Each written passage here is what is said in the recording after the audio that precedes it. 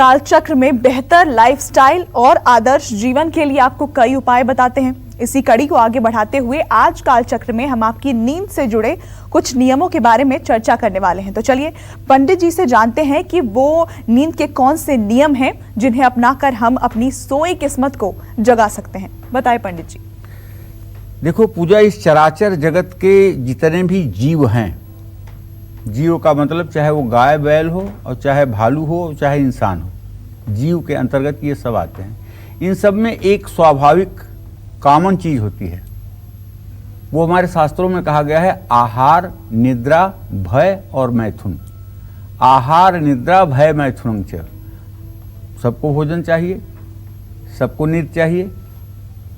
सब डरते हैं, कोई किसी से डरता है, कोई किसी से डरता है। शेर शिकारी से डरता है, हिरन शेर से डरता है, मनुष्य अपने शत्रु से और रोग से डरता है। आहार, निद्रा, भय और मैथुन, ये चार स्वाभाविक क्रियाएं जीव की हैं जी। उसमें भी नींद का अपना एक महत्व है। आप जानते हो, मनुस्मृति के अनुसार सूने घर पर अकेला नहीं सोना चाहिए। देव मंदिर और स्मशान में भी नहीं सोना चाहिए, क्योंकि मंदिर में सतोगुण की अधिकता होती है और नींद का संबंध सीधे सीधे तमोगुण से है।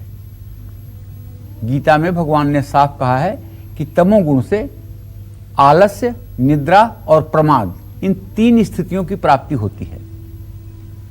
देवता की मूर्ति के सामने भी नहीं सोना चाहिए, क्योंकि देवता की मूर्ति के सामने तो बहुत ज्यादा पॉजिटिव एनर्जी होती है, बहुत ज्यादा सकारात्मक ऊर्जा होती है।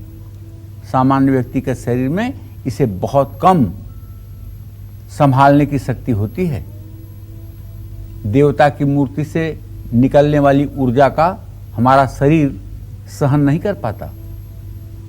जो लोग रोज मंदिर में या देव प्रतिमा के सामने सोते हैं, उनके शरीर में भारीपन, पित्त बढ़ने जैसी समस्या उत्पन्न हो जाती है।